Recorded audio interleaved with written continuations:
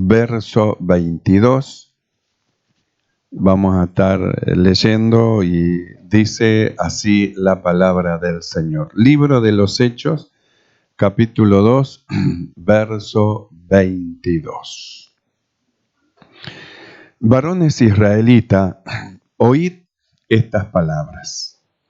Jesús Nazareno, varón aprobado por Dios entre vosotros, con las maravillas, prodigios y señales que Dios hizo entre vosotros por medio de él, como vosotros sabéis. Hasta ahí nomás. Vamos a orar.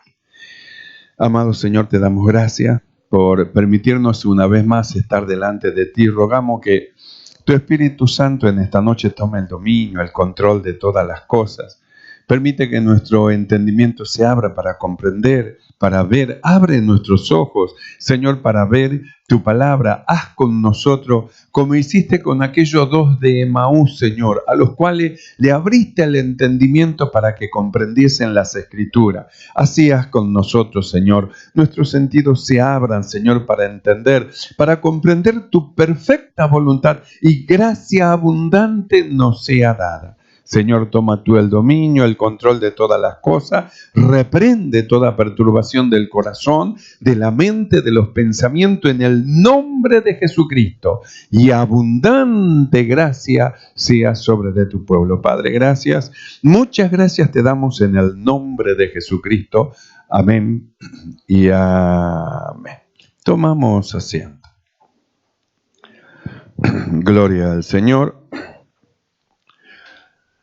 Una de las cosas que la Biblia dice que Jesús comenzó a hablar y en oración oraba al Padre, porque la misión de él primeramente era dar a conocer a Dios. Y él dice: Padre, que te conozcan a ti, al único Dios verdadero, y a Jesucristo, a quien tú enviaste. De ahí en adelante, la misión que el Señor tuvo desde un principio es la misión de la iglesia, porque es la misión de los que han creído, justamente dar a conocer a otros al Padre y a Jesucristo, a quien Él ha enviado. Entonces, nosotros hemos estado hablando en una oportunidad cómo es que esa palabra conocer no es sencillamente, hermano, decir, sí, lo conozco, sino que habla de un caminar, de un andar, de un saber. Cuando nosotros vamos caminando en el Evangelio, mediante la palabra de Dios, nosotros vamos conociendo a Dios como es. Conociendo su bondad, conociendo su misericordia, conociendo su poder, conociendo sus milagros, conociendo su sabiduría, conociendo. Entonces, la palabra de Dios va abriendo nuestra mente y nosotros vamos viendo cómo es Dios, su amor, su misericordia, su bondad. ¿Qué es lo que Cristo, cuando vino y apareció en escena en Jerusalén, justamente es lo que quería dar a conocer a Dios? ¿Cómo era Dios? ¿Cómo es Dios? ¿Y cómo es Dios para con el hombre? Por eso, hermano, nosotros en una oportunidad leímos: y de tal manera amó Dios al hombre. El hombre no conocía el grande amor de Dios, y Cristo vino justamente a darlo a conocer. Que es justamente la misión de todos nosotros, de dar a conocer al hombre cuán grande amor Dios tiene por él, que ha dado lo más valioso que él poseía, su Hijo, para que el hombre no se pierda. Para que el hombre no se pierda, para que el hombre, hermano, no pierda su alma, porque hay algunas personas que ni saben que tienen alma. Yo vivo, pero no saben que tienen un alma. Entonces, tienen que saber que tienen un alma y que esa alma va a ir delante de Dios y que se va a presentar en juicio, y que la única forma de escapar de un juicio que lo lleva a un veredicto final de condenado y lanzado al infierno es justamente recibiendo a Jesús como su Salvador. Por eso nosotros dijimos, hermano, que la predicación del Evangelio no es mediante una predicación de un Evangelio de oferta. Venga, que Dios lo va a bendecir, venga, que Dios lo va a bendecir, y están diciendo, venga, entonces la gente viene creyendo que le van a dar, acá le van a dar coche, le van a dar auto, le van a dar casa, le van a dar de todas las cosas, venga, que Dios lo va a bendecir. Y viene a la iglesia y como nadie le da nada, dice, no, me mintieron, yo me voy. Nosotros vimos que cómo es que Cristo Jesús, cuando Él inicia el ministerio, no inicia diciendo, venga, que Dios lo va a bendecir. No inició así. Su predicación fue muy clara. El tiempo se ha cumplido, el reino de los cielos se ha acercado a vosotros, arrepentíos y cree al Evangelio. Entonces, ¿a dónde los llevó el Señor? Justamente, hermano, a los que lo oían, a que tenían que darse cuenta que tenían que arrepentirse, que tenían que volverse a Dios, que tenían que buscar a Dios, porque ahora el reino de los cielos se ha acercado a causa del amor de Dios. Nosotros hemos estado hablando de los problemas que produce el pecado. Dijimos que a veces la gente está llena de problemas, entonces ya quiere solucionar todos los problemas que tiene encima y no sabe cómo hacerlo. Pero que no se trata de solucionar los problemas, porque todos esos problemas tienen una raíz de donde sale, una raíz de donde salen todos los problemas que tiene. Que no es la solución solucionar los problemas, sino que tiene que ir a la raíz. Y la raíz de todos los problemas es el pecado. Siempre en el huerto del Edén nosotros vemos. ¿Cuál fue la raíz de todo el problema? El pecado. Mientras Adán y Eva estaban en obediencia, había una comunión con Dios, había una relación amorosa uno con el otro, había una relación, hermano, con los animales de amor, de paz, había una relación con todas las cosas estaban en perfecto orden. Pero cuando desobedecieron a Dios, la Biblia dice, hermano, que por la desobediencia del hombre entró el pecado. Entró en escena algo que se llama pecado y algo que vino a hacer sufrir al hombre. Porque desde que entró el pecado, el hombre, la humanidad entró en sufrimiento y en padecimiento. Dios no creó a la humanidad, al hombre y a la mujer para que vivan sufriendo en dolor, en molestia, en enfermedades, en males. Dios no lo creó. Cuando Dios creó al hombre y la mujer y lo puso en el huerto del Edén, lo puso para que viva eternamente en comunión con Él, uno con los otros, se multipliquen y creen una descendencia que sea para Dios, una sociedad mundial que alaba y glorifica el nombre de Dios. Ese fue el plan de Dios, pero en la desobediencia entró el pecado y cuando entró el pecado aparecieron todos los problemas. Con la entrada del pecado apareció el celo, la ira, el enojo, la disensión, la pelea, la rencilla. Con la entrada del pecado aparecieron todos los problemas. Caín mira a su hermano Abel, ve que Dios se agrada del sacrificio que hace Abel y él se pone mal, en lugar de corregir, se pone mal en contra de su hermano y espera la oportunidad y lo invita al campo. Cuando lo invita al campo, dice que allá en el campo lo mató. Caín se levantó y mató a Abel. ¿Por qué se levantó y mató a Abel? Porque justamente para él el problema era Abel. Y Abel no era el problema estaba dentro del corazón y el problema se llama pecado. Es la base de todos los problemas y de las cosas que la persona puede tener. El pecado que está morando, que está actuando, que está obrando en la vida, hermanos, de las personas. Entonces, no se trata de ir a solucionar los problemas. Primero se trata de solucionar el problema particular que tiene a fin de que aquello como un grano sea apretado, salga para afuera todo lo malo, salga para afuera aquello que no es bueno, entonces empieza a hacerse una sanidad. Alguien tiene un mal testimonio. ¿Cómo soluciona el problema del mal testimonio? ¿Sabe cómo se soluciona el problema del mal testimonio? Con un buen testimonio. Así se soluciona el problema. Entonces, un mal testimonio se soluciona con un buen testimonio. Entonces, un buen testimonio cubre todo lo demás y va adelante perfeccionándose.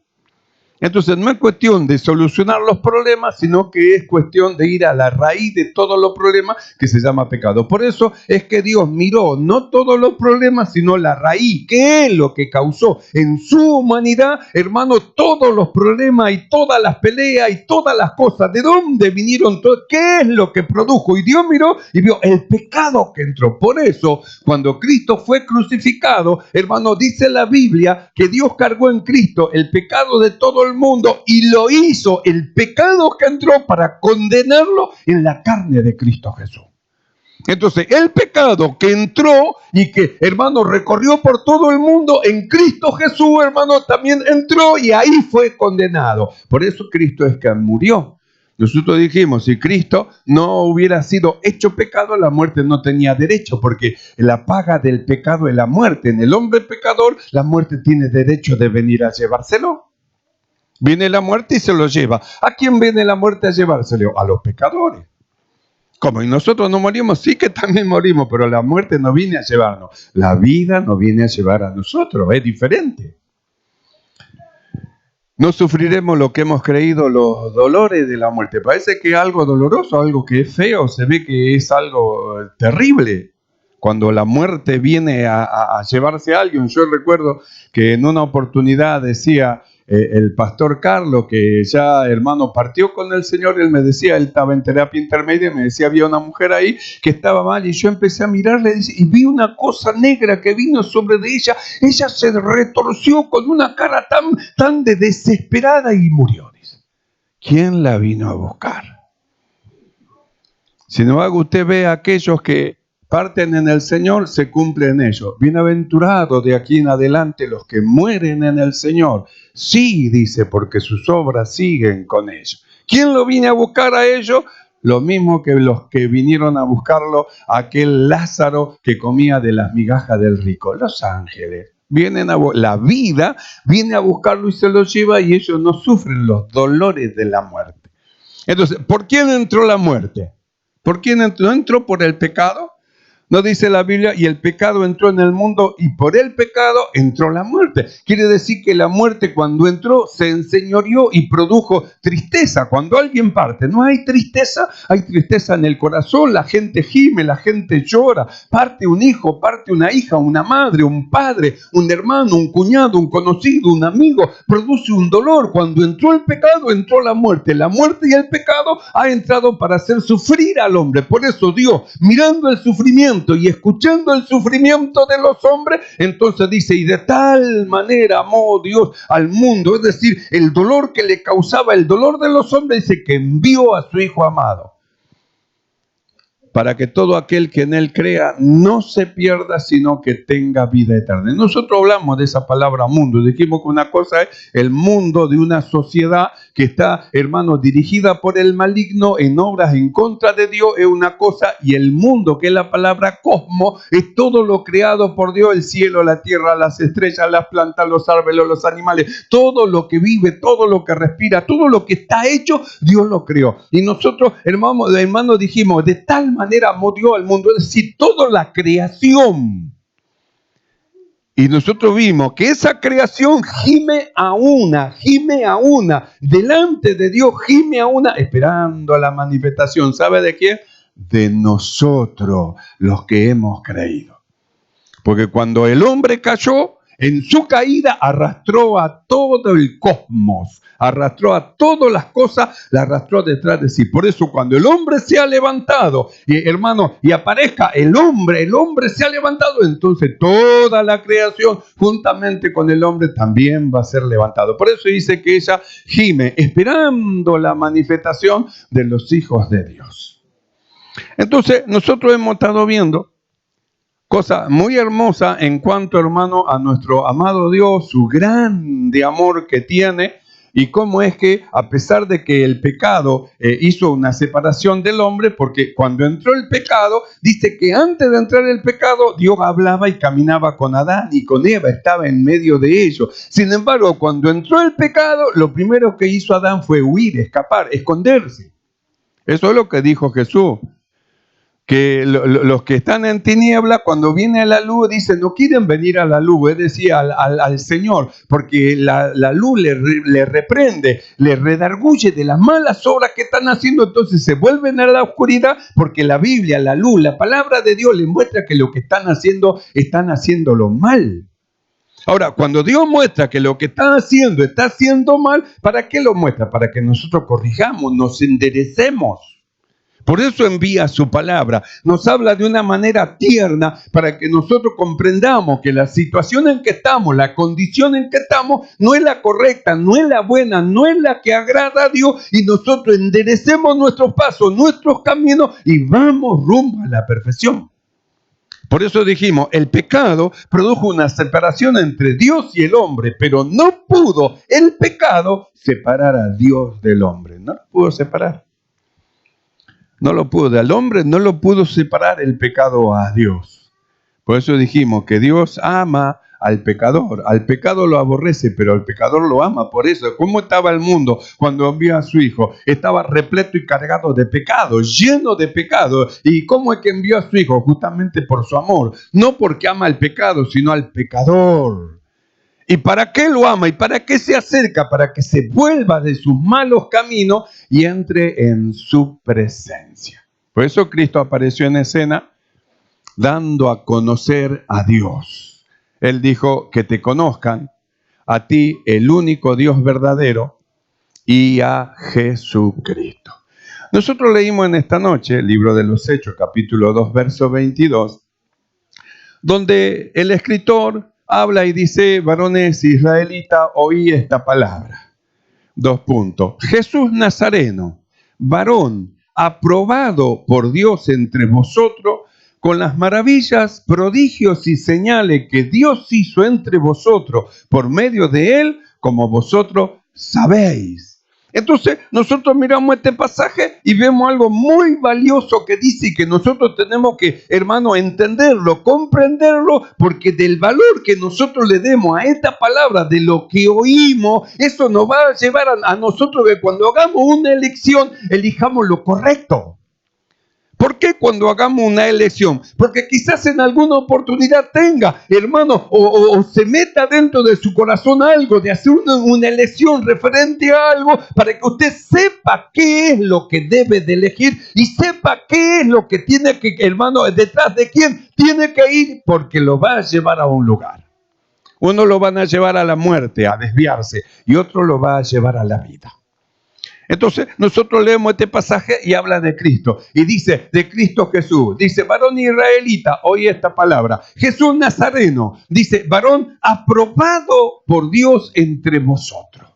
¿Saben lo que es eso? Aprobado por Dios, aprobado por Dios. Esa palabra aprobado, que es de aprobar, significa declarar hábil y competente a una persona. Hábil y competente a una persona. Es decir, es aprobado porque ha sido probado por demostración. Probado por demostración. Y al ser probado por demostración y entrar en toda la obediencia, entonces sale aprobado. Entonces, ¿qué dice aquí? Varón aprobado. Quiere decir que primero tuvo que demostrar qué tanto amaba a Dios. Cuando nosotros leemos del Señor, dice que Él fue tentado en todo. No hubo una tentación que no se ponga delante de Él, hermano, para ser seducido. Nosotros hablamos en una oportunidad, hermano, de cómo es que el pecado tiene una trama, el diablo es con tanta astucia trabaja, que Santiago dice, hermano, cuando alguno es tentado, no diga que es tentado de Dios, sino que cada uno de su propia concupiscencia, dice, hermano, es como que es atraído, y luego dice, es seducido.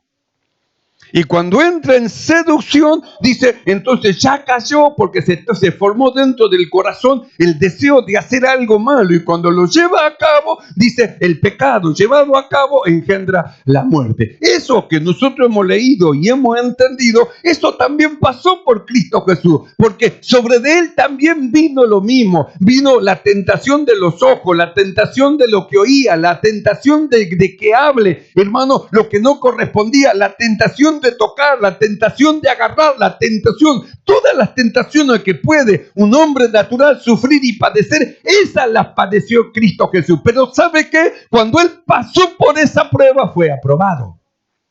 Por eso es que esta palabra probar es probar por demostración y por ello causar aprobación. Pero esta aprobación de Cristo no es una aprobación cualquiera, sino que esta aprobación de Cristo es una aprobación oficial y legítima de Dios.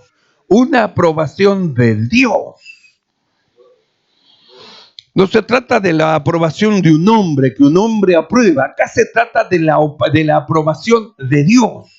Y la aprobación de Dios es una aprobación, hermano, oficial y legítima. Eso es, hermano, porque Dios es el que me ungió y Dios es el que me envió. ¿Y por qué lo ungió? ¿Por qué el Espíritu está sobre de él? ¿Por qué el Señor fue enviado? Porque él fue aprobado oficial y legítimamente por Dios. Aprobado. Fue declarado hábil y competente para llevar la misión que Dios le encomendaba. Por eso cuando aparece en escena, él no aparece diciendo, venga que Dios lo va a bendecir, venga. No, él aparece en escena y dice, primeramente, el tiempo se ha cumplido, el tiempo de Dios. Del libro de Malaquía al profeta Juan el Bautista, Dios hizo 400 años de silencio. Desde la última profecía que dio Malaquía hasta la aparición del Juan el Bautista, hubo 400 años que Dios no decía nada, 400 años que Dios no expresaba nada, 400 años que Dios no se manifestaba nada, 400 años. Estaba preparando a los suyos. Juan el Bautista en el desierto, Dios lo estaba preparando. Cristo Jesús en Belén, Dios lo estaba preparando. ¿Hasta cuándo? Hasta el momento preciso. Les dijeron a Juan, ¿quién eres tú? Yo soy la voz de uno que clama en el desierto. Aparejá el camino del Señor, porque viene el Señor, porque el que viene detrás de mí es más poderoso que yo. Él bautizará con Espíritu Santo y fuego. Apareció el primer preparado. Después de 400 años de silencio, aparece un hombre preparado por Dios. Un hombre aprobado oficial y legítimamente por Dios, allanando el camino de otro hombre enviado por Dios. Allanando, preparando el camino. Por eso cuando los discípulos de Juan escucharon que Jesús iba creciendo en discípulo, iba haciéndose grande en discípulo, le dijeron a Juan, él está creciendo y tiene más discípulos que vos, Juan. Y Juan lo miró y dijo, a él le conviene crecer y a mí menguar. Mi ministerio termina cuando él empieza. Él empieza, yo llego al final de mi ministerio. Y fue así, cuando Jesús inició el ministerio, Juan fue encarcelado. Y cuando Juan fue encarcelado, después se pidió la cabeza de él y fue cortada su cabeza. Parecería ser como que liquidaron justamente a uno de los que traían problema al pueblo. No, uno de los que para ellos traía problema al pueblo, le fue dicho desde arriba, sube acá. Y subió y se fue. Para los hombres lo matamos, ¿no? Se lo llevó su amo, su Señor, se lo llevó. El que lo aprobó oficial y legítimamente, se lo llevó. Por eso aparece Cristo en escena. El reino de los cielos se ha acercado a vosotros. Creed al Evangelio, arrepentido. ¿Y quién es el que apareció en escena? Lo que acá dice el libro de los Hechos 2:22. Varones israelitas, oí esta palabra. Jesús Nazareno, varón aprobado por Dios. Porque usted mire lo que dice, varón aprobado por Dios. Y la pregunta es, los fariseos, que eran los sacerdotes, que eran los pastores que estaban pastoreando a Israel, ¿ellos lo aprobaron? La Biblia dice, la piedra que desecharon los edificadores. Ellos eran los que tenían que edificar. Sin embargo, vino Cristo, la piedra dice que desecharon los edificadores, esa vino a ser cabeza de ángulo. Quiere decir desechado por los hombres. ¿Y qué valor le dio Jesús a que los hombres lo desechen? Ningún valor. ¿Cuál era el valor, hermano, que él elevaba? Justamente el ser aprobado oficial y legítimamente por Dios y que Dios lo haya enviado. Por eso cuando él lee, hermano, ese pasaje en medio de la iglesia, en medio del templo, le fue dado el profeta Isaías y abrió y leyó: el Espíritu del Señor es sobre de mí. Luego mirándola todo le dijo: hoy se ha cumplido esta palabra, hoy se ha cumplido. Y todos estaban maravillados, dice, de la palabra de gracia, lo que salía, que expresaba. ¿Y qué es lo que salía de adentro de él? ¿Qué es lo que había? ¿Quién estaba dentro de él? Él es el arca de la alianza. Dios estaba dentro de él. Entonces, ¿qué es lo que salía? Que dice, y gran gracia era sobre de él. Dios.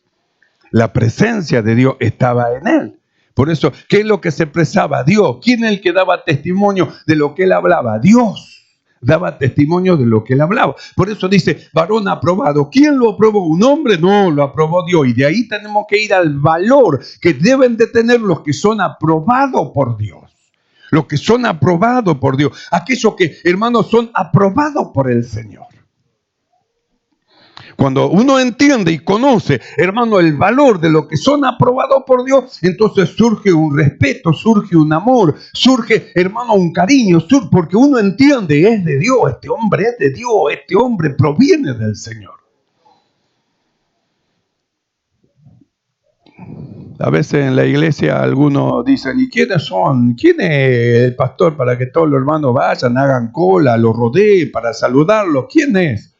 Para los hombres no será nada, pero para los hermanos ese es un hombre de Dios. Por eso lo reconocen y lo saludan y lo respetan y lo aman. Porque saben de dónde ha venido. Aprobado por Dios. Entonces nosotros miramos. Así que Cristo era un varón aprobado por Dios. Dios lo aprobó. Nosotros vemos en todo el Evangelio, desde Mateo a Juan, hermanos, miramos todos los 4 evangelios, juntamos todo y se hace un solo evangelio. Entonces miramos toda la vida del Señor Jesús en los evangelios, hasta que llega a la cruz, hasta que muere, hermano. Luego de ser muerto, al tercer día, Él resucita, suelto los dolores de la muerte, aparece a sus discípulos y le da el mandamiento. Así como el Padre a mí me ha enviado, yo os envío a vosotros. Antes de irse, ¿sabe qué? Preparó a sus discípulos. Los preparó, que estén con Él, que vayan con Él. Les enseñó, los iluminó.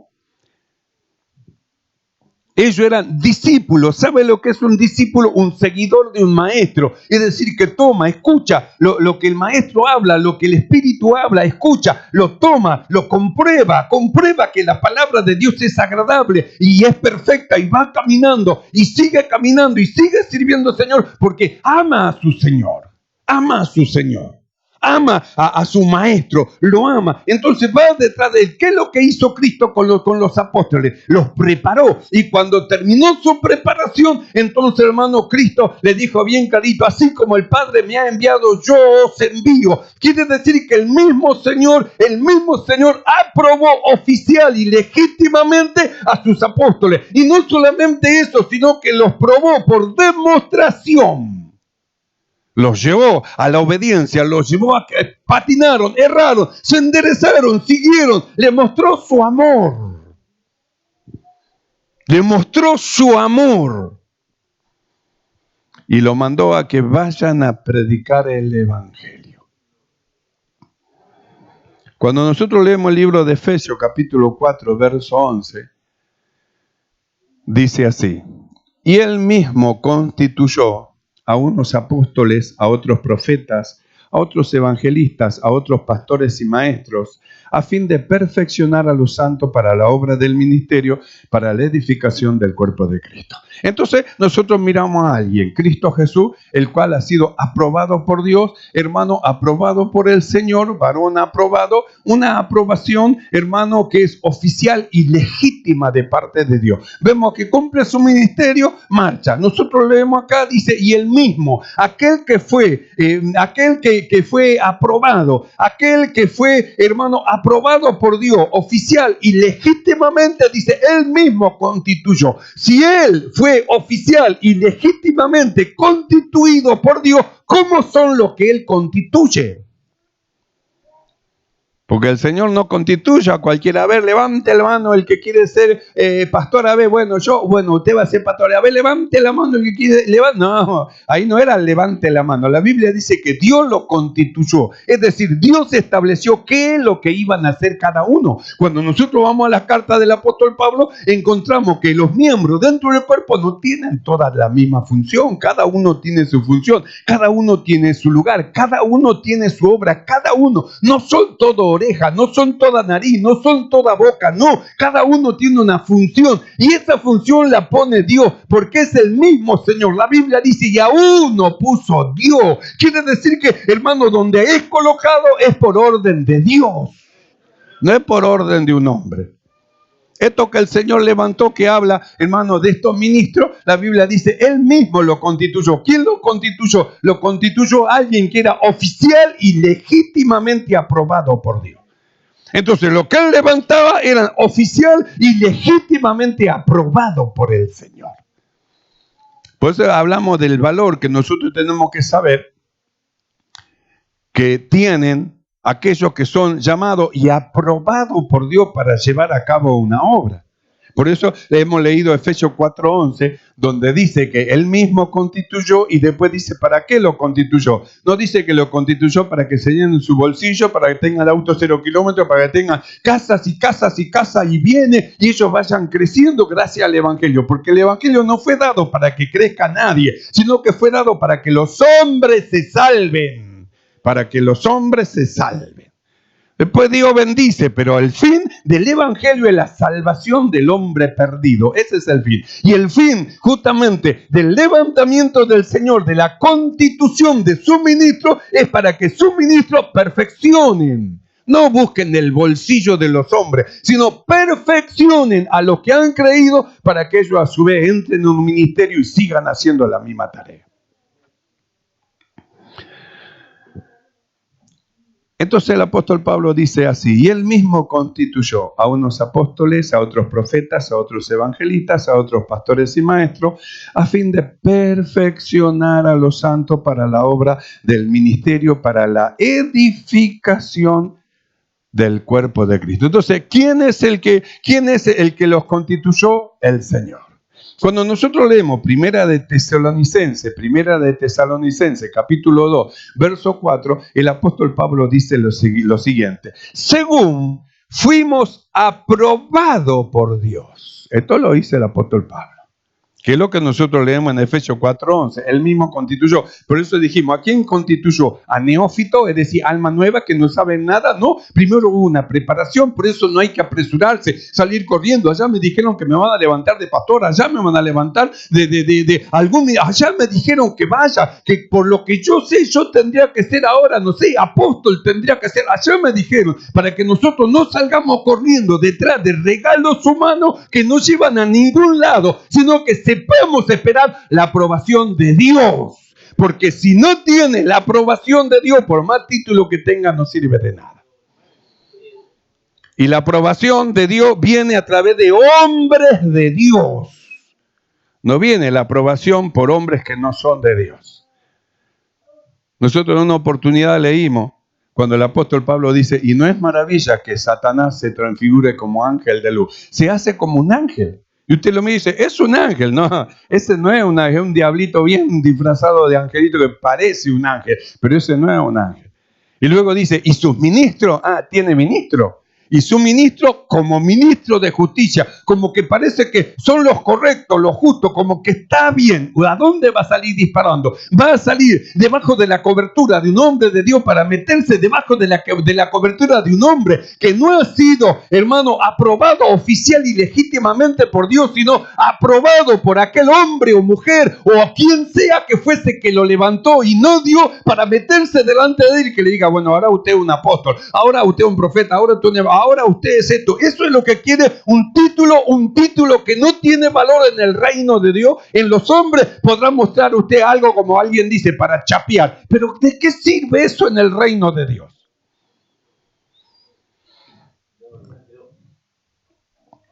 Entonces el valor que tiene la aprobación de Dios, no la aprobación de los hombres. Los hombres no lo aprobaron a Jesús. Decían, este es un falso profeta, este es un mentiroso, un engañador. No le crean, este vino a engañar. Sí, a eso vino, sí. Busquen la manera a ver cómo lo hacemos caer. No fue aprobado por los hombres. Por eso dice la piedra que desecharon los edificadores. Pero aunque los hombres lo desecharon, era aprobado por Dios. Y nosotros podemos escoger ser aprobados por los hombres o aprobados por Dios. Somos inteligentes, no escojamos la mano de los hombres, escojamos la mano del Señor, la mano del Señor. Entonces el apóstol Pablo dice, según fuimos aprobados por Dios, para que se nos confiase el evangelio, así hablamos. No para agradar a los hombres, sino a Dios, que prueba nuestros corazones. Así que aquellos que han sido constituidos por el Señor, no buscan agradar a los hombres para que no se vayan, porque le tienen que dejar sus buenos diezmos, entonces no lo quieren ofender con palabras que hieran sus corazones, así que no importa, si usted diezma, siga así nomás, siga en pecado, siga nomás, el pecado sea el dueño de su vida, pero si usted diezma, siga adelante, quédese firme, vamos, no, a estos que son de Dios no lo compra con un diezmo. A estos que son de Dios no lo compra con una ofrenda. A estos que son de Dios no lo compra con un billete en el bolsillo. No lo va a comprar porque ellos aman a su Señor y ellos saben que han sido llamados. Entonces dice, según fuimos aprobados, dice por Dios, para que se nos confiese el evangelio, así hablamos. No para agradar a los hombres, sino a Dios, que Él prueba nuestro corazón. Entonces lo prueba y sale aprobado. Entonces el apóstol Pablo dice así, que su competencia no es una competencia humana, no es una competencia que viene de los hombres, sino que la competencia viene del Señor y que su ministerio no es un ministerio carnal como para llevarlo en la carne, vivan en la carne, sino que su ministerio es un ministerio espiritual para un hombre espiritual, para el crecimiento espiritual de los que han creído. Entonces él está interesado en el hombre nuevo espiritual del que ha creído para su crecimiento y para que vaya adelante. Por eso la doctrina del Señor Jesús es una doctrina que a nosotros nos va separando de todo lo que es pecado, malo, vil, todo lo que tiene que ver con la carne para que vivamos una vida espiritual.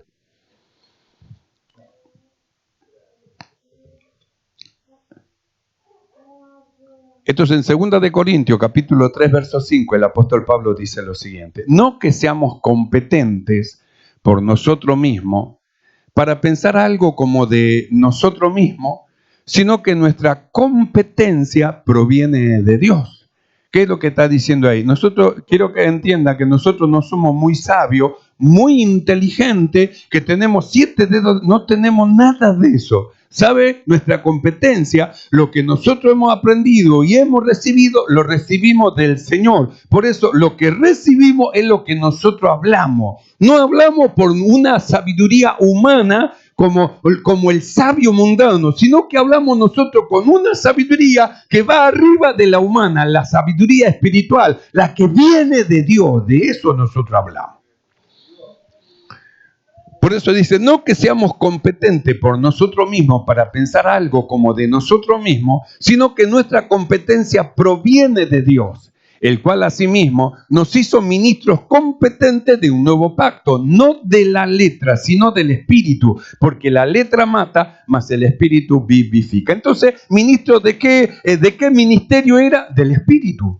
Ahora, ¿cómo alguien que anda en la carne va a poder administrar cosas espirituales? Los carnales administran muy bien las cosas terrenales, las cosas carnales. Entonces, estos que no son del Señor llevan muy bien a los hombres en la búsqueda de las cosas terrenales. Venga, que Dios le va a bendecir, Dios le va a dar coche, Dios le va a hacer un pacto por 500, por 1000, por 1500, por 2000, por 50. Venga, haga pacto. Entonces lo tienen cosas terrenales, buscando cosas terrenales. Pero estos que son de Dios, esos tienen puesta la mira en las cosas que son de arriba, donde está Cristo sentado a la diestra de Dios y eleva a los hombres a que miren al Señor.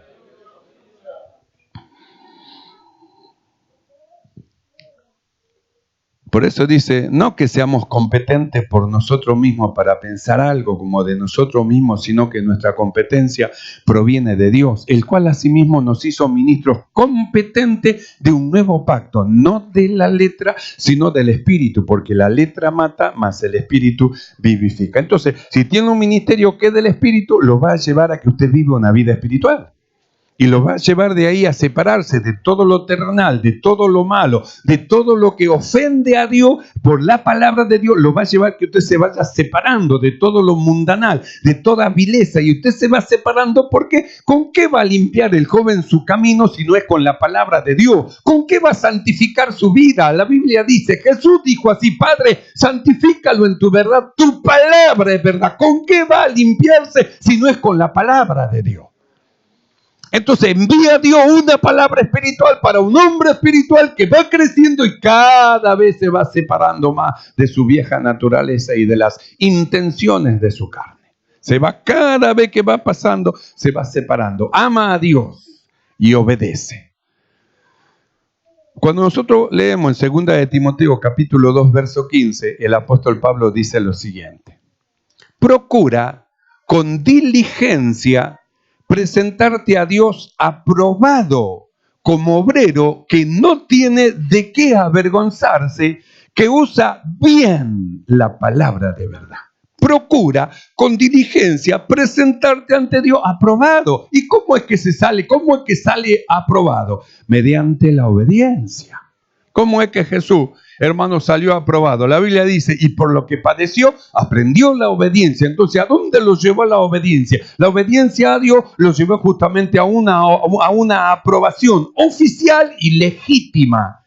Entonces, ¿a dónde nos va a llevar nosotros la obediencia? A una aprobación oficial y legítima de parte del Señor. Por eso dice Pablo a Timoteo, procura con diligencia, sé diligente, no negligente, diligente en todo lo que el Señor dice. Procura con diligencia presentarte a Dios aprobado, como obrero que no tiene de qué avergonzarse, que traza bien, lleva bien, traza bien la palabra del Señor, la palabra de verdad.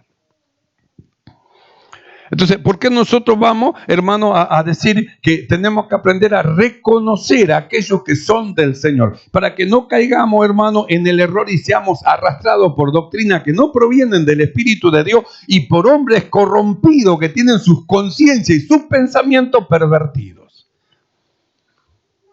Por eso, cuando nosotros leemos acá en Timoteo, 1 de Timoteo, capítulo 6, verso 3 en adelante, el apóstol Pablo dice lo siguiente: si alguno enseña otra cosa y no se conforma a las sanas palabras de nuestro Señor Jesucristo y a la doctrina que es conforme a la piedad, está envanecido, nada sabe y delira acerca de cuestiones y contiendas de palabra, de las cuales nacen envidias, pleito, blasfemia, mala sospecha, disputas necias de hombres corruptos de entendimiento y privados de la verdad, que toman la piedad como fuente de ganancia. Apártate de los tales.